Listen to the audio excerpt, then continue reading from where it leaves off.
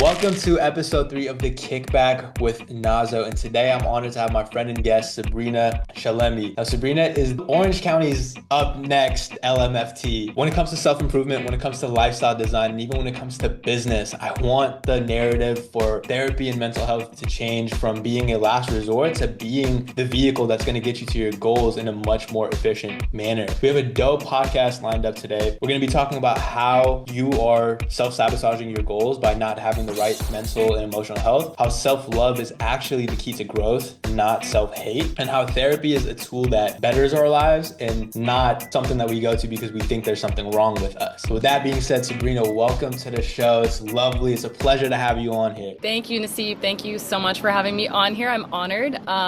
I'm just really excited to talk about mental health and bring awareness to it because I feel like there's a lot of stigma behind it, and I really encourage people to seek mental health services regardless of if stuff's going wrong in their life or if things are going great. And I think that's a really huge stigma around mental health and therapy. A lot of people think going to therapy is their last resort when things are going wrong, but I highly encourage all my friends and family to just go even when things are going great, just to continue to better yourself, you know? Right. So why do you think that is? I mean, we're Afghan, so we have like a shared experience, right? But why do you think just in the general public, even if it's starting off from why do you think that there's this stigma of people only going when something's wrong or there's something wrong with you if you need therapy, right? Why do you think that is, and how can we get past that? I think culturally, I know in a lot of cultures, going to therapy, mental health is just looked at as a sign of weakness. It's very common for Afghans or Persians or any culture in the Middle East to kind of look at going to somebody and crying or seeking help is just looked at as something as you can't handle it on your own. And I think that's a lot of things that our parents taught us was, oh, you're grieving, oh, you're sick, whatever the case may be, handle it.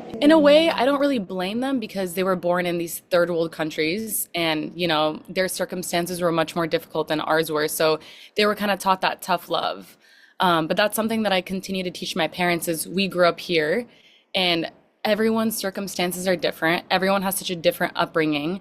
So there's no one, and I tell my parents this all the time, even our parents are not in the right to tell us what affects us and what doesn't, or what should and what shouldn't, because this is our upbringing. We were not born in Afghanistan. They were given those circumstances and they dealt it with the cards that they were dealt with, Fortunately enough, we're here in America. There's a lot of mental health services available. So why not take it? It's just, I've heard so many people jumping to, no, I don't want to go to therapy. I don't need therapy. But for me, it's like, well, why not? Why not better yourself? Why not, break that generational trauma? It's just something that's such a strong tool and it's so easily accessible, especially in this day and age where we live. A lot of people think that therapy is expensive, but with my clients right now, a big thing that I tell them is regardless of your income, there's like a sliding scale that a lot of therapists offer. So therapy services are offered no matter how much you make. You can make $0 or you could make $1 million. It doesn't matter, That's the really beautiful thing about therapy too. It's for everyone, regardless of how much you make. Nice. I love the fact that your parents are really, really receptive of that and they're willing to take some time to understand where you're coming from. I think for me, one of the things was me being the youngest of the entire family of 5 kids. Yeah. Our 5 siblings all together, and then the parents, they all grew up in Afghanistan. They all witnessed those things. I was 2 years old, so I wasn't even conscious when that stuff was going on. Then I come here, and I feel like for me, I was growing up. I'm like, yo, this life is good. I get to go, waking up in Anaheim, Disneyland, is my neighbor. Life is good. And then I would see my family as a kid and they would have these things, be like, I'd be like, what the fuck is going on with you guys? As a kid. Yeah. But I didn't understand that they had seen shit that caused trauma for them and they weren't aware that they had trauma. And everybody has trauma, right? Everybody has this stuff. But for me, it was crazy because it was, I wasn't even I didn't even go through that stuff, but I'm dealing with it being around you guys who have gone through it and haven't dealt with it or weren't even aware of dealing with it. So I think Oh my gosh. yeah. It's so crazy you say that because generational trauma is so real. Trauma affects the brain in so many different ways and people don't even realize that. And I think a big part of being in a Middle Eastern community as our culture, it's so important to teach people. And even my friends who, we are all the same age, even they have a certain outlook on mental health and therapy. It's like, oh, I don't know what it is. It's like there's just so much stigma around it. And it's not just you're talking to somebody, telling them about your problems. A lot of things that I hear is, well, they can't fix my problems. That's not the point. A lot of people think the point of going to therapy is to have your therapist fix your problems, but it's to build your tools, you know what I mean? Build your skill set, your tools. How do you deal with hardship? How do you deal with change? How do you deal with, just going through life? And that's what therapists are there for, to not tell you how to fix your problems, but assist you in, because, everyone is so different in their own ways. But I think it's such a powerful tool because you learn so much about yourself. You learn a lot about your parents, your family. You learn a lot about, as we were talking earlier, just change. Like we all go through different cycles of life, and like letting go of the old you, and moving on to the new you. Boundaries are a huge one. That's something that a lot of people lack. I'm still learning how to create boundaries with people around me too, but I just think it's really important to teach our parents too what it is, because my parents, they saw death. Death was so common. People are dying so young back in Afghanistan. And when I experienced my first death here with my best friend, it was very traumatic for me. And I love my dad, but the response was naturally, "Oh, why don't you talk to me about it?" But it's just I wanted to go see somebody professional because it affects me differently. But for them, death is so normal. It's like, well, that's life. Life happens, And I think it's just so important. And this was like years ago, but now they're very progressive. And I've kind of taught them what therapy is. And I think that's really important, to not really get upset with your parents when they don't understand your own trauma or what you're dealing with here in like the US in your day and age, but just kind of teaching them what therapy is, what mental health is, what depression is. Another huge thing back in the Middle East and other countries as well is therapists are not a thing. Mental health is not a thing. Depression, anxiety, all that is just not a thing. It's just something that doesn't exist in those worlds, and it's very much real. And so I just think educating other people on that, especially family members who were not born here, don't really understand what mental health is. Definitely. Wow, there was like a lot. This is honestly the first podcast that I've like stood up for because this is surprisingly like I love business, I love self-improvement, but like mental health, this is the shit that I get riled up for. Like I get energy off of this. But many points you made there, right? Even with like our parents, what I want to segue into is self-love and how that really, when you love yourself, you also become gentler with others. And Yeah. I think even with my parents, I'm noticing as I'm starting to love myself more and really like take time to understand myself and nurture myself in the way that I wish I had that growing up, I'm starting to realize like, yo, our parents are just kids. Like it's their first go at life too. And like it's not fair for them to be putting the pressure on us of like us having to be perfect, but it's also not fair for us to put the pressure on them and be like, yo, you guys should have had all this shit figured out before you brought me into this world. With that being said, I want to dive into self-love because I don't know. I feel like a lot of people just struggle with this, man. I feel like whether it's from our parents having that tough love aspect, especially immigrants. I remember one time I came with a paper and it was like 110%. The shit didn't, the test that I got like 110% on didn't even have extra credit and I got it. And I showed it to my dad. He's like, you should have got 130. I'm like, dude, what the fuck? I turned 16. He was like, yeah, when I turned 16, I was 18 years old. I was like, how the fuck is that possible, Dad? Like, what are we doing here? But that's just their way. That's how they grew up. And so I would love for you to talk a little bit more so about self-love, nurturing yourself into becoming the person that you're destined to be, and really understanding that there's no problems that you need to fix. You're not a problem. It's just more so removing the things that were never meant for you to deal with in the first place.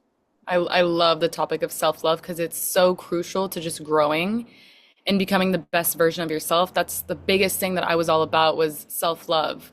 I feel like especially now, being in your mid 20s, the pressures of getting married or finding your significant other, the biggest thing that I tell people is you need to love yourself before you get into any friendship, relationship, whatever it is. Because if you don't love yourself, how are you going to show up for other people? How are you going to be a good friend, a good daughter, a good son, a good partner? And a lot of people, unfortunately, they do lack self love. And it's really sad to see because essentially, this is what I always say. I live by this. You're born alone and you die alone and you live the life alone. It's just the illusion of everyone around you that makes you feel like you're not alone. And so why not learn to love who you are and be okay with being by yourself? And that's another huge thing is self-love has a lot to do with being okay with being by yourself. I know a lot of people who are really uncomfortable with being by themselves, and it's just because they're uncomfortable to come in their head, or, just certain things that they don't like about themselves that they're forced to think about when they're by themselves. Self-love comes in so many different forms for different people. It could be making yourself breakfast. It could be taking your vitamins. It could be going on a walk. In America, everyone is so consumed by work. Work. But I think it's so important to have that work-life fun balance. And I just think a lot of people lack that. And that's just where everything just starts depleting and going downhill because you're not nurturing your body, you're not nurturing your soul. And a lot of people don't understand by not nurturing your soul, you're essentially deteriorating your own body. A lot of people think, oh, I eat healthy, I'm fine. Oh, I make good money, I'm fine. But it's so much deeper than that, Self-love is just so much deeper. It's just being able to wake up in the morning, looking in the mirror and being proud of yourself. And once again, self-love, it's a journey, it goes up and down. It's not linear. It goes up and down all the time. There can be a year where you're just so solid with yourself and then you fall down, but it's all about picking yourself back up and doing the things that do make you happy.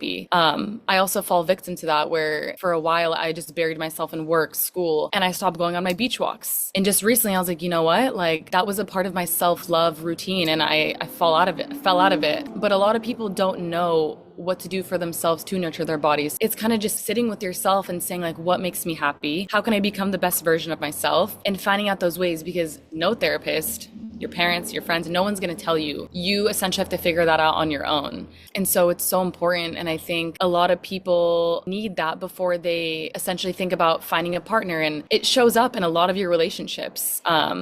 When you have a partner and things start coming up, it truly does come from a place of insecurity, lack of self-love, even with like your relationship with your parents, just getting agitated or whatnot. There's things that people bury deep down about themselves that they don't want to come face to face with, because essentially what does that lead to? That leads to, oh, I'm not perfect.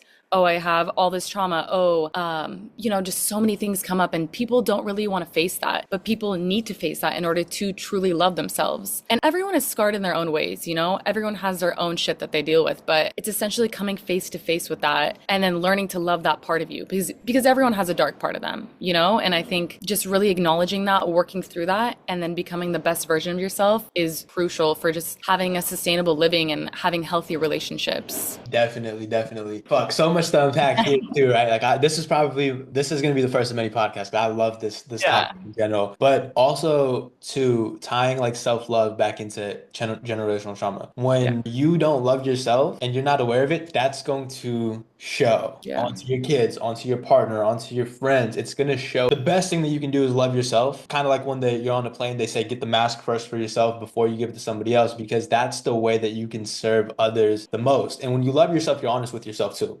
Let's say like if something's with a friend, something's not working out, you love yourself, and loving yourself means eating healthy, going to the gym, doing all these things.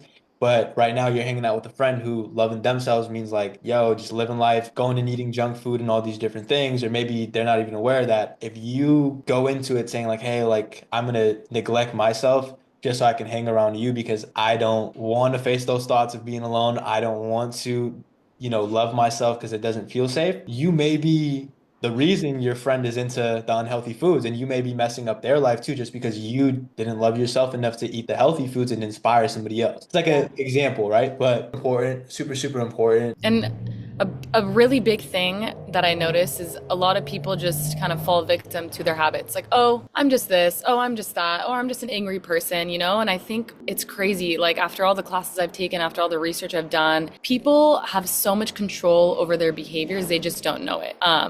And you can literally change your brain. There's so much research behind it. And a lot of people just sit there and they're like, no, it's fine. Like, I'm never going to change. And people don't understand how powerful they are. You are in control of your own destiny. You're in control of your own self-love, of your own change. And people don't really realize that. And I'll be fully transparent. I come off a certain way where people are like, oh, you're so calm. A lot of my old coworkers were like, I could never see you getting mad. Oh no, back in the day I had a lot of anger problems. And people don't see those sides of you because, why would you show your worst side of you? But it's something that's where my self-love lacked so extremely because I knew that wasn't who I wanted to be. I didn't want to be that angry mom in the future when I had kids. I always wanted to embody a calm presence, and kind of tying that back into that generational trauma. It's like our parents weren't taught those tools. And so, some Middle Eastern parents are kind of aggressive or abusive verbally or physically or whatnot. And they were never taught like that's not okay. And now I see a lot of parents nowadays where their kids have grown up and they're very regretful of how they were when we were younger, because slowly as you live in America, you slowly start to get progressive. At least some parents do. I've noticed. But they weren't taught those tools. And I think it's so important if you do see those bad habits, like I saw in myself, to put in the work to change. Because now I can honestly say I'm a very calm person. And it took years of change. And I actually didn't even see a therapist for that. So that just goes to show that you can change your brain as long as you put in the work and you want to love yourself, which is huge. That's amazing. I'm glad, like, even you're sharing that it wasn't being dependent on a therapist to be who you wanted to be. Initially, you wanted to make that change and there's like a why behind it, right? There's like a strong why. And I feel like those whys, desires, you saying you want to be more of a calmer parent, that's something that we can grow into. And just for anybody, like anybody who has like a certain goal, there's things that we can grow into in therapy, and becoming our best self is the same way. What I want to touch on next is even the dark sides of us, right? Learning to love that rather than neglect it. Because the majority of the time, let's say, for me, when I was unhealthy and I was like very like overweight, I thought the problem was food. I thought it was, oh, I like going to eat food and I like doing this, but in reality, like I hated that. I hated eating McDonald's. Even going to like the peninsula and just like kicking it there. Like I had nights where, you know what I mean, where I'm eating the pizza from down the street. And I'm just like, this is terrible. This is horrible. What am I doing to my body? But the underlying issue was something else. That was just a symptom of a core need that wasn't addressed in me, whether I was a kid or even, I think at the time I was going to CSUMB here, and I was like, I wasn't around the people I want to be around with. I wasn't getting the adventure that I wanted. And I looked to food as like the quick comfort to deal with that. So can you go into a little bit about that? Then we can segue into self-sabotage, but just understanding the core needs versus the core symptoms. Yeah, like you were saying in regards to your overeating, you thought that was the problem, but it was a deeper problem, right? I think sometimes like, certain things can show up in different ways that are not always correlated. So like you thought the eating was the problem, but in reality, it was just other things and other needs that were not being met. And I think, in regards to learning to love the dark sides of you, I essentially believe everyone should love the dark sides of them. Whether you've moved on from it or not, I just think it makes you who you are, right? And I think I always ask people this, all of my clients, I ask them, I say, if you could reverse back time and change anything from your past, would you? And 99% of the time they say no.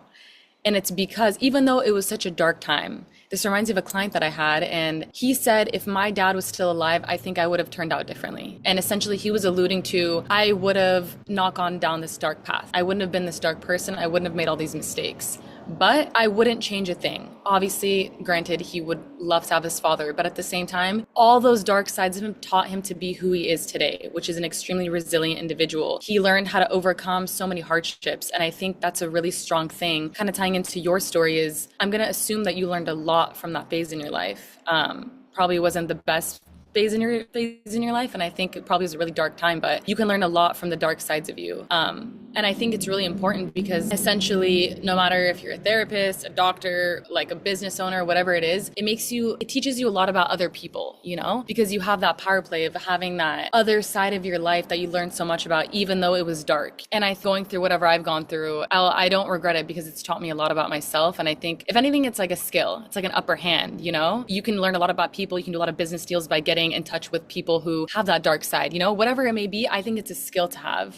In regards to what you were saying, I don't always necessarily think having that dark side is a bad thing. I think it's actually a positive thing. And I think a lot of people should take that dark side of them and look at it as positive and not a negative, and learn to love that part of you, because a common thing is just learning to love all the good sides. Like, for example, what I was saying about me being really angry back in the day, I still love that side of me because it taught me a lot. And without that side of me, I wouldn't be the person that I am today. And it taught me what kind of a mother I want to be, or what kind of partner I want, or what kind of friends I want. I just think it's really important to not only love the good parts of you, but also the dark parts of you. And just understanding that that's not holistically, that's not who you are, you know? It doesn't define who you are.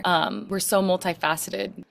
We have so many different moving parts to us. It's really important to not focus on the bad side of me, the dark side of me, or the good side of me. I just think us as humans, we need to be more easy on ourselves. I think we're super self-critical, you know? And the one thing that I love to do is I love to bring out people's baby photos, because as babies, we were so innocent. And as we got older, we were just dealt the cards that we were dealt with our environment, with the trauma, with the natural, just everyday changes of life. And we became who we are today. And so those dark sides of us is essentially just a result of everything around us. I know I'm getting too scientific here, but genetics play a huge part of it too. That generational trauma does get passed on to us, and we may have gotten the dark sides of our parents or our grandparents, you know what I mean? And so the biggest thing I like to say to people is stop being so self-critical, take a step back, stop focusing on the bad parts of you, like what you can do better. It's really important to want to do better, but I think when people, that becomes their whole personality, I think it becomes dangerous, because, you know, you also want to enjoy life. Take it easy on yourself a little bit. Don't be so self-critical. Like, life comes in stages. A lot of people are like, oh, I was such a bad person, I was such a bad friend, I was such a bad partner. And it's just like, as long as you're aware of it and you're moving towards, you know, being a better partner or whatever the case may be, as long as you have that self-awareness, don't be so harsh on the past you. Don't be so harsh on the dark side of you. You know, it makes you who you are today. And just to add on to that, I feel like, I mean, if I could tell myself something, my younger self is like, don't be too hard on yourself when there are things, you're doing things that you're not going to be proud of. Like, Yeah. don't be too hard on yourself. Don't look at those and like think, oh, I'm not worthy of like the success, or I'm not worthy of love because I do X, Y, and Z. But more so take a look at it as like, yo, these are signals. Like, these are signals for me to like go towards and explore of like, why am I doing this? For example, anger. For me, I struggled with anger. But literally like a couple weeks ago, I was in bed and I just woke up. I think the next morning I texted you too, like all like the realizations and everything. I was like, oh wow, like my anger comes from me not being listened to as a kid. And the only time I got attention was when I would throw a tantrum, break something, whatever. And that translated into me now where I feel like, yo, if I'm not being heard, understood, whatever, I'll either disassociate and like run away, or if it's something that I can't get away from, I'll react and respond right then and there, because that's what gets me the attention. But with using self-love to heal that, like I literally time traveled. It was crazy talking about this, but fuck it, we'll talk about it. Like, I time traveled literally back to like a moment where I felt that pain the first time. And like I went back there and I was like literally just like third person view, house in Anaheim, living room, I'm sitting there, something had happened.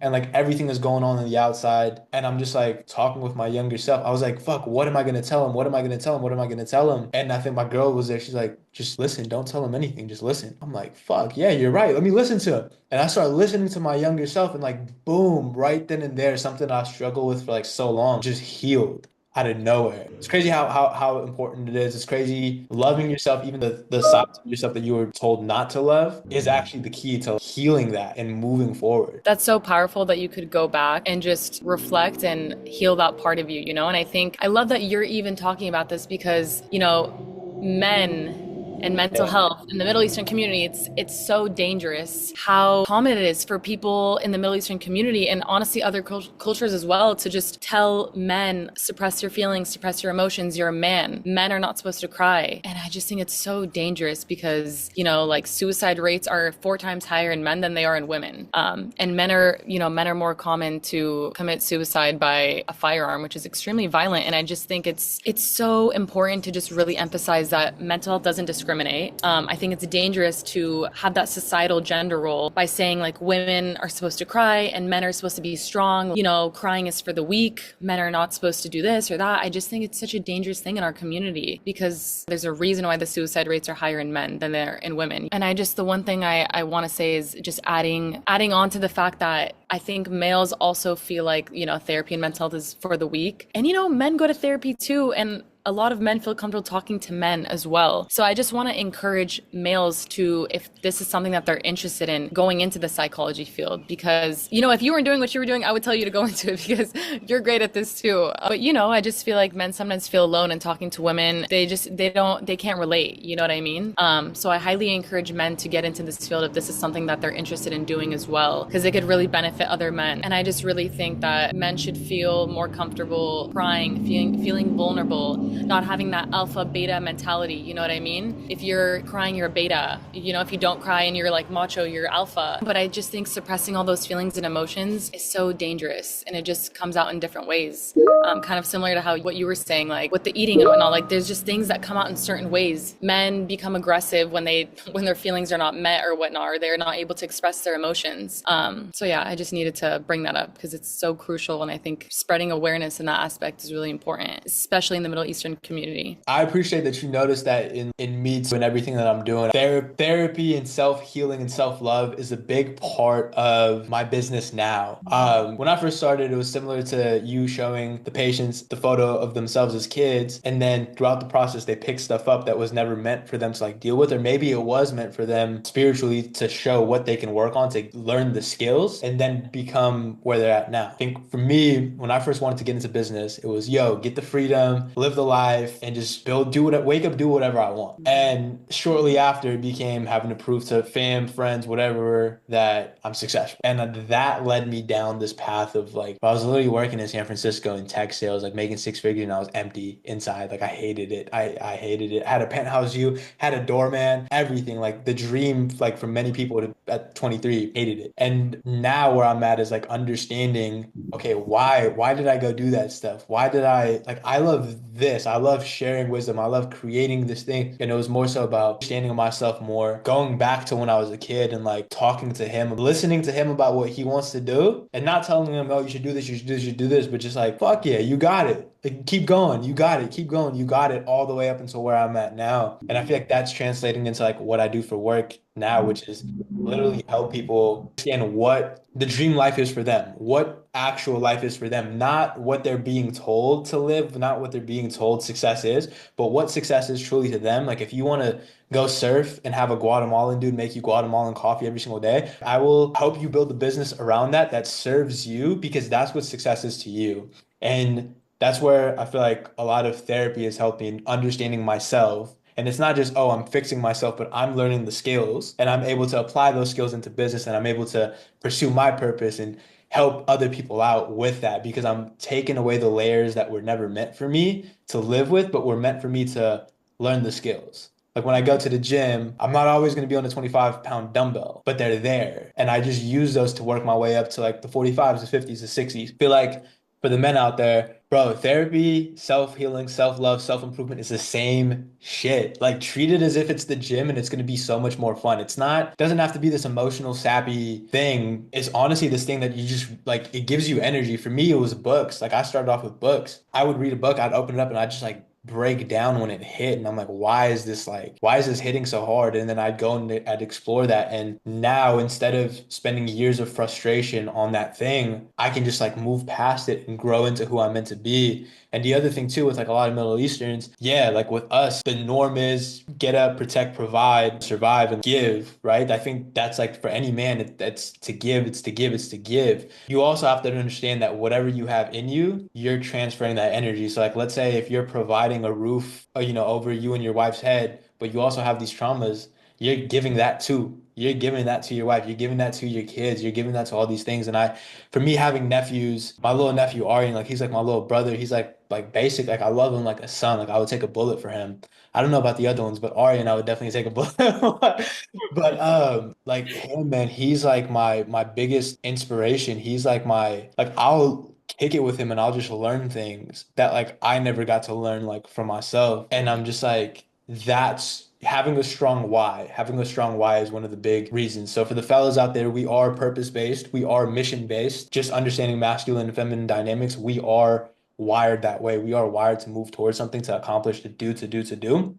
Align therapy, align mental health, align spiritual health, align your emotional health with that. It's going to make the process much better because any athlete, I'm sure like LeBron spends like $1 million a year on mental headspace. A lot of these CEOs that are successful, a lot of these entrepreneurs, they're in therapy, they're doing the mental work. Doesn't mean that they're necessarily sitting there crying and doing all these different things all day. Maybe they're doing it in private, maybe they're just fucking hitting the weights, whatever, but they're letting it out and they're exploring these things and resolving them because that's how you get better in business. That's how you get better. You find a bottleneck, you work on it, you expand it. It's the same thing with yourself, and it's going to translate. I love that you brought that up because it's so true. It's like the best of the best are the best at what they do because they do take care of their soul and they have that self-love and they've worked towards it and they nourish their brains, and that's why they're the best of the best. You know, you're right. Like LeBron pays whatever he pays for mental health and whatnot. And it's just these people are just, they're just woke. You know what I mean? And I always say, I'm like, you know what?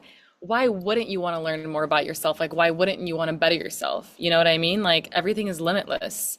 And something that you said that I really admire is you leaving your dream life, you know, to pursue your passion and what you love. And I think that's something a lot of people don't really stand. It's like they think they're chained to their job. They are chained to their job. You know, they can't leave. They're miserable. And essentially, you know, I get it. You got to pay the bills and whatnot. But I think at the end of the day, your happiness should be number one. And, you know, just putting in those steps and putting in the work to attain that happiness. And your job is not your life. And it's just in America, that's just the way things go. You know, your job is your life. But I think putting your happiness number one, I mean, happiness is a part of self-love. A lot of people equate happiness to money when that's just so far from the truth. And, you know, I live in South County. We live in California. Like, money is just such a huge topic of conversation nowadays. It's like the first two questions people ask you: what do you do? How much do you make? You know what I mean? What car do you drive? It's just such a superficial way of living. And people don't put enough to nurture their bodies, you know, nurture their happiness. And like, look at you now. I mean, you left your dream job and now you're just thriving doing what you do. Maybe you're not making six figures, but you're happy doing what you're doing. And one day you will get to that point. You know what I mean? Because you are doing something you love. And the people who are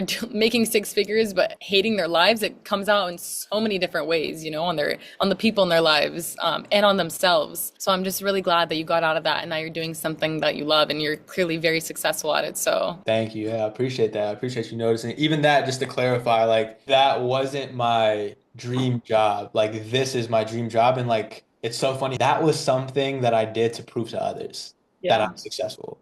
And when you get there, nobody gives a fuck. And it's just you. And you realize, damn, how did I get here? Like, why did I like all that energy, that effort, that talent that I had, I spent it on this. And it was like a quick fix. For me, six-figure roles are like, quick, what the fuck is going on? It's a party in here. But for me, that's like, and I want you guys to understand, like, escapism doesn't always look like McDonald's, doesn't always look like drinking, doesn't always look like, you know, being angry. Sometimes it does look like six-figure jobs. Sometimes it does look like neglecting yourself to achieve some type of success to prove to others, right? Just to clarify, like that was something that I picked up where, damn, I'm working so hard and I'm investing my life to prove to other people who don't give a shit. But the people who actually love me, the people that I actually want to be around, come from me doing the things that I want to do, and I'm building this foundation for myself. And I've already had like some people message me and like saying like, yo, like what you said on here like really helps me out. Like this product that you made really helped me out. I'm like, that's fire. Like that's success to me because I'm doing what I want to do. I'm being the person that I want to be authentically, and I love myself enough to do that. And I've never loved myself this much before because I was always trying to look for love externally. Um, nah, this is fire. This is a fire podcast. This Yeah, is I love that. It's funny because, you know, even getting in this field, because I'll be graduating in the next few months, but I was like, how am I supposed to give clients therapy about their lives? You know what I mean? It's like that imposter syndrome kicks in. You're like, can I change people's lives? Like, can I be somebody that people would want to come to repeatedly? I know I'm like that for my friends and whatnot, and sometimes strangers at my job, but, you know, like clients, like I just thought it was the craziest thing. But you're right, like that feeling of people telling you, like, I love talking to you, or what you said really changed my life. It's like a natural high, you know what I mean? So, and I think that comes naturally with doing something that you love. So, there we go. And you had a similar story to this too. Like I feel like we resonated with this. You were killing it in sales beforehand, right? You were doing like tech sales. So, and then transitioning into this, I would love for you to talk a little bit more about that if you could. okay, so I wasn't in tech sales. I actually had a few career shifts. I was working at Starbucks. And then, okay, so I was working at Starbucks 4 a.m. to 8 a.m. And then I was a server at night. So I was doing double shifts. and I was just grinding. I graduated with my bachelor's degree, and then I left the country, quit both jobs, left the country for a couple months, lived in Bali for a while, came back. And when I came back, it was horrible. I couldn't get a job for months and months and months, and then I finally landed a job at ADP. So it was sales, but it was more so like payroll sales. So we were essentially selling payroll to like small businesses, and I was not killing it. That's actually where I learned. Not all of my strengths should be my career. So essentially, a lot of people at Starbucks, I was there for like 3 years. A lot of my regulars said I should get into sales.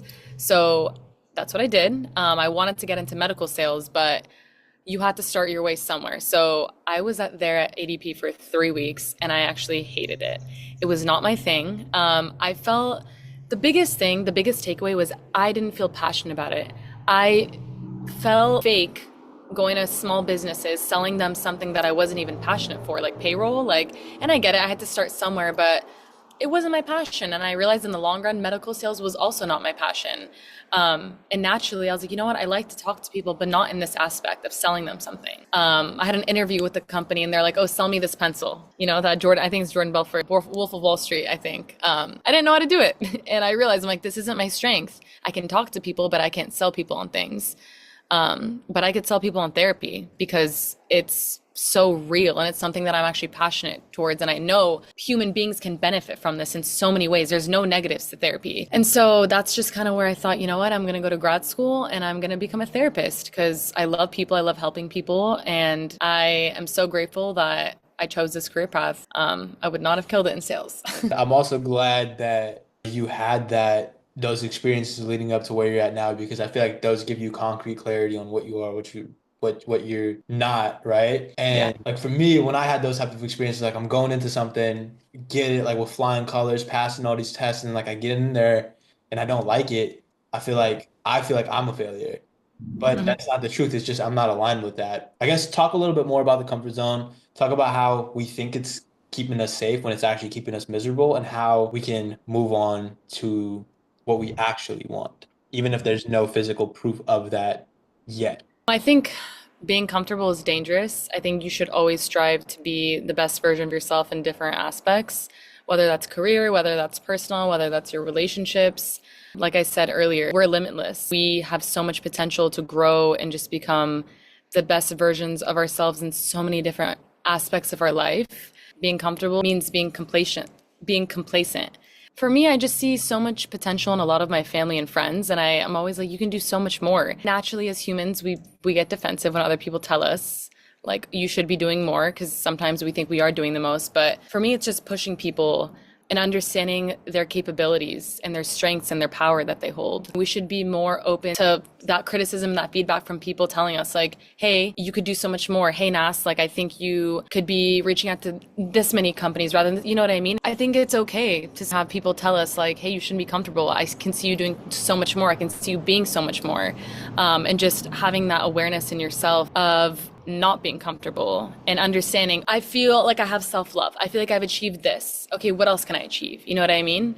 And I think that's really important because, like I was saying earlier, there's so many different stages to life. When you're in your teens, it's going to look different than when in your 20s. In your 20s, it's going to look different than in your 30s. And I think people think in your 20s is where you need to achieve the most. I'm pretty sure it was Jeff Bezos. It was somebody, some like millionaire, billionaire who I don't think Amazon like kicked off to like their 40s or something or 50s. But I just think that's the problem is when people think that they've reached their level of success, whether that's money, happiness, career, whatever it is, they stop and they're like, okay, I'm chilling. And for some people, don't get me wrong, like that's fine. If that's their level of happiness, like then do you. But I think if you can do more and you can be more, then why not? And the sky is not the limit. So yeah, I think it's really important to not be complacent and Yeah, just keep going. You can always better yourself no matter what. And amazing. continue to what's the word? We always say like in therapy, when people come to therapy for a problem, we work through it and then towards the end it's like we gave them the skill set to continue to kind of groom it essentially. You know what I mean? Like I'm losing the word right now, but Nurture. yeah, kind of like nurture it, like keep it going, better it, make it better. Perfection isn't real, but you can just keep going to make sure that you are always working on it. The progress, building that muscle Yeah. over time. Yeah. Exactly. Just to add on to that too, doing more, being more doesn't always mean making more money or making more sales calls. Could mean focusing on the clients that you actually want to work with rather than the clients that are going to bring in a shit ton of money. Could mean being there for your partner more than it is being there for the company that you work at. It could Yeah. mean being more loving towards your kids rather than, Afghans, they just be popping kids out like left and right. It could mean love the kids you already have before you pop a few other ones out, right? So Yeah, yeah. just wanted to make sure that's like understood there in a sense. But I mean that's all I have. Is there anything else that you'd want to touch on? Go get therapy, whether you're going through problems or not. It's just beneficial. Become the best version of yourself, not only for yourself, but for the people around you. I just highly encourage males in the Middle Eastern community or whatever community mental health is looked down upon or shunned upon just to go seek it. You're only going to become better. You're only going to do better. You're only going to succeed in every aspect of your life if you do seek out that help or express your feelings. And so I just really highly encourage everyone to go do their research. Just understand that therapy is a tool for you. It's not a weakness, sign of weakness. It's just a beautiful thing. So Beautiful. yeah, appreciate you having me. Appreciate you, coming on. Sabrina, where can people find you? What's next for you? What are you looking forward towards? And what's the biggest impact that you want to make? And that way, the next time we hop on this podcast, I can we can check in on that. So I'll be graduating in June. I'll be walking in May. So I'll be getting my associates. Once I get my associates, I'll be providing, counseling services. You guys can find me on Instagram, Therapy with Sabrina S. The next steps are just getting my associate's number, making a difference in people's lives. And the one thing that I want to do in this career field is just showing people that they do have the skill set and they're more powerful than they think. We are essentially just a tool, but you can change your own life without us. We're just there to have you become aware of your skills and what you essentially can do for yourself, but you're more powerful than you think. And so, yeah, I think those are the next steps for me. And yeah, I really love being on this podcast. I swear you could have been a therapist in your next life. Like, Yeah. you say some things and I'm like, wow, like I didn't even think about that. But yeah, I don't know. I just think mental health is such a huge topic. We can take it in so many different directions. Honestly, you're so woke. Like everything you Thank say, you. I'm assuming you read a lot, huh? Yeah. I feel like you really self-reflect a lot. Well, wow. That's wild. That's like half. I have the I rest didn't in there. I didn't know that you had like a completely different career before this. Before podcasting or before like Or my like yeah, content like creation? everything that you're doing now. Yeah, yeah, yeah. Oh, damn. And you hated it? So I did like I first started off coming like I really wanted to do this. I wanted to be like a content creator, but when I first started, I didn't know what to do and what not to do. So I was like, Yeah. okay, like let me play it safe for that comfort zone thing. And that's where it really came up, where I was like, because I didn't feel safe letting go of things and just falling freely into what I meant to, I would fill the void, building the void in Monterey. There's no bars, there's no clubs, so I didn't fill it in like a fun way. I was filling it up with work, filling it up with school, and I was doing shit that I didn't want to do.